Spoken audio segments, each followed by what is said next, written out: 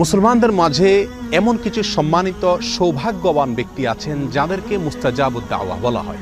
আল্লাহ সুবহানাহু ওয়া তাআলার সেই সৌভাগ্যবান নেককার বান্দা যার দোয়া সাধারণত আল্লাহ সুবহানাহু ওয়া তাআলা ফিরিয়ে দেন না। তিনি নিজের জন্য কিংবা অন্যের জন্য যে কোনো দোয়া আল্লাহ সুবহানাহু ওয়া তাআলার কাছে করলেই সে দোয়া আল্লাহ সুবহানাহু ওয়া তাআলা কবুল করেন। তাকে বলা হয় মুস্তাজাবুদ দাওয়া। সম্মানিত বন্ধুগণ, এই মুস্তাজাবুদ দাওয়া আমরা কিভাবে হতে পারবো, কিভাবে এই সৌভাগ্য অর্জন করতে পারবো যে আমি হাত তুললেই আল্লাহ সুবহানাহু ওয়া তাআলা সেই দোয়া কবুল করবেন, আমার কোনো দোয়া আল্লাহ সুবহানাহু ওয়া তাআলা ফিরিয়ে দিবেন না? এ বিষয়ে তাবরানী বর্ণিত একটা হাদিস আমরা পেশ করতে চাই। সিনিয়র সাহাবী সাদ ইবনে আবি ওয়াক্কাস রাদিয়াল্লাহু তাআলা আনহু তিনি একবার নবী সাল্লাল্লাহু আলাইহি ওয়াসাল্লামের কাছে আহ্বান করলেন, দরখাস্ত করলেন, ইয়া রাসূলুল্লাহ, আপনি আল্লাহর কাছে আমার জন্য দোয়া করুন, আমি যেন মুস্তাজাবুদ দাওয়া হতে পারি। নবী সাল্লাল্লাহু আলাইহি ওয়াসাল্লাম তাকে বললেন, আতিব মাতআমাক তাকুন মুস্তাজাবুদ দাওয়া।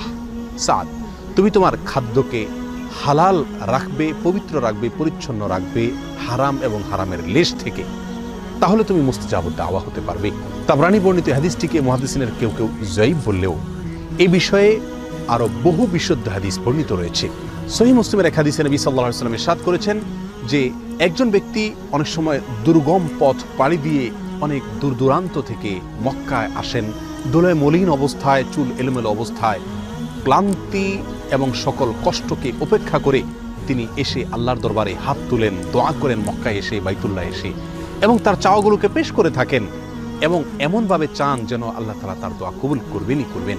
নবী সাল্লাল্লাহু আলাইহি ওয়াসাল্লাম বলেন, আন্না ইউস্তাজাবু লাহ, সে ব্যক্তির দোয়া কিভাবে কবুল হবে এটা কিভাবে কল্পনা করা যেতে পারে? কারণ সে ব্যক্তির দেহ গঠিত হয়েছে হারাম দিয়ে, তার যে সম্পদ তিনি গড়ে তুলেছেন সেগুলোর পিছনে হারাম উপার্জন রয়েছে, হারামের ভূমিকা রয়েছে। অতএব সেই ব্যক্তি আল্লাহ সুবহানাহু ওয়া তাআলার কাছে যতই দোয়া করুক, যতই মক্কায় গিয়ে দোয়া করুক, যত কষ্ট করে এসেই দোয়া করুক না কেন, আল্লাহ সুবহানাহু ওয়া তাআলা তার দোয়া কিভাবে কবুল করবেন? অর্থাৎ দোয়া কবুল হওয়ার কোনো প্রশ্নই উঠতে পারে না। সম্মানিত বন্ধুগণ, এই হাদিস আমাদেরকে যে বার্তা দেয়, আমরা যদি মুস্তাজাবুদ দাওয়া হতে চাই, আমাদের দোয়া আল্লাহ সুবহানাহু ওয়া তাআলা ফিরিয়ে দিবেন না, সকল দোয়া আল্লাহ তাআলা কবুল করবেন, এটা যদি আমরা চাই, তাহলে আমাদেরকে সর্বপ্রধান এবং মূল যে বিষয়টির প্রতি খেয়াল রাখতে হবে সেটি হলো আমার খাদ্য গ্রহণ এবং যে কোনো উপার্জন যেন সম্পূর্ণ হালাল হয়। সাদ ইবনে আবি ওয়াক্কাস রাদিয়াল্লাহু তাআলা আনহুর একটি বকরি ছিল। একবার বকরিটি তার প্রতিবেশীর ঘরে প্রবেশ করে সেখান থেকে কিছু খাবার খেয়ে বের হয়ে এসেছে।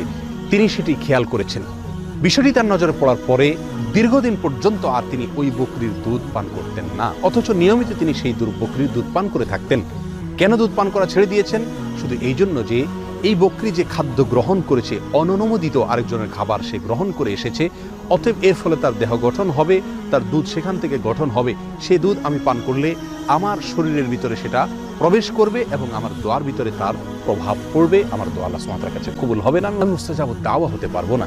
সম্মানিত বন্ধুগণ, এই ঘটনাগুলো আমাদেরকে যে শিক্ষা দেয়, এই হাদিসগুলো আমাদেরকে যে বার্তা দেয়, সেটি হলো খাদ্য গ্রহণ সম্পূর্ণ হালাল হতে হবে, উপার্জন, পোশাক আশাক সবকিছু সম্পূর্ণ হালাল হতে হবে, নিজেকে, নিজের পরিবারকে হারাম থেকে যোজন যোজন দূরে রাখতে হবে।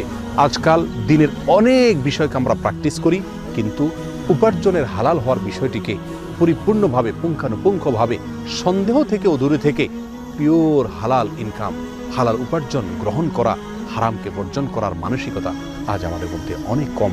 আসুন হারামকে চূড়ান্তভাবে বর্জন করি, হারামের লেশমাত্র আছে এমন কিছু থেকে দূরে থাকি। আল্লাহ সুবহানাহু ওয়া তাআলা আমাদের সমস্ত দোয়া কবুল করবেন, আমরা মুস্তাজাবুদ দাওয়া হতে পারবো। আল্লাহ তাআলা আমাদের সকলকে সে মর্যাদার অধিকারী হওয়ার তৌফিক দান করুন। আসসালামু আলাইকুম ওয়া রাহমাতুল্লাহি ওয়া বারাকাতুহু।